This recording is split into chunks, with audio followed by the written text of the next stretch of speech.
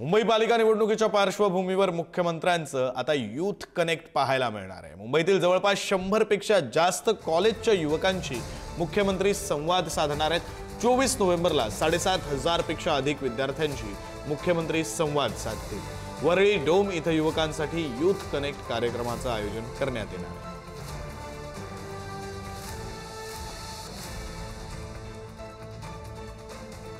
मुंबई पालिका निवडणुकीच्या पार्श्वभूमीवर मुख्यमंत्र्यांनी ही आता नवी रणनीती आखलेली आहे। मुख्यमंत्री देवेंद्र फडणवीस हे तरुणांशी संवाद साधणार आहेत। कॉलेजच्या विद्यार्थ्यांशी ते संवाद साधतील।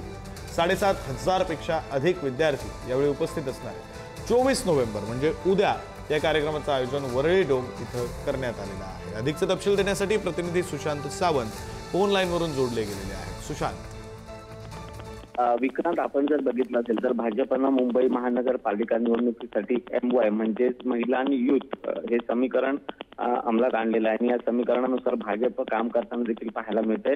आणि याच धर्तीवर उद्या मुख्यमंत्री देवेंद्र फडणवीस हे युवकांशी संवाद साधणार आहेत, कॉलेज स्टुडंटशी संवाद साधणार आहेत। जवळपास 100हून अधिक कॉलेजच्या युवकांशी मुख्यमंत्री देवेंद्र फडणवीस संवाद साधणार आहेत। त्यामध्ये जवळपास 7,500 विद्यार्थ्यांचा म्हणजे कॉलेजच्या युवकांचा समावेश होऊ शकतो।